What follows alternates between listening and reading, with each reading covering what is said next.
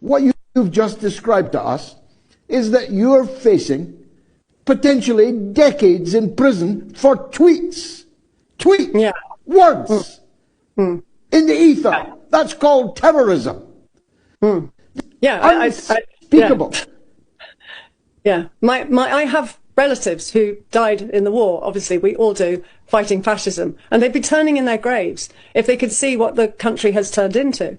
And you're right. This is freedom of expression that's under attack. But it's not even just freedom of expression. I'm reporting the news. The news comes to me via journalists. I often quote the journalists. I do read the articles, obviously. If I think the article's very good, I'll pick out a paragraph from the article as the heading. So it's not often my words. And I will only post something if it is of public interest. So I'm not going to post what I ate for dinner yesterday or what I had for breakfast. I'm going to post what's happening in Gaza. There's a genocide happening. There's hundreds of thousands of Palestinians that are starving to death under a man-made Israeli starvation campaign. And even this ceasefire is a ruse. You know, there was 92 Palestinians per day that was the last count, I think, that they said on average are being killed by the Israelis. And now we are in danger of this ceasefire turning back into an incremental genocide where every single day 10 or 12 Palestinian people will be killed, but it's not as noticeable. I report that.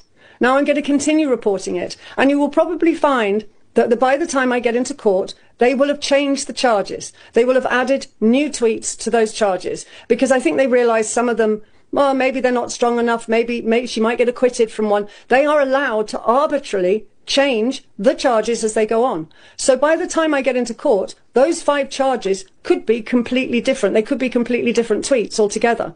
So every single time I post, I put myself in a position where those tweets could be used against me at a future date. They don't have to stick to these charges. They can change them. Now, when in law and order has that been a thing? It's like this secret evidence or, you know, not providing the evidence so you can't defend yourself. I can't really put a case together if by the time I go to court, the posts that they're charging me for are different.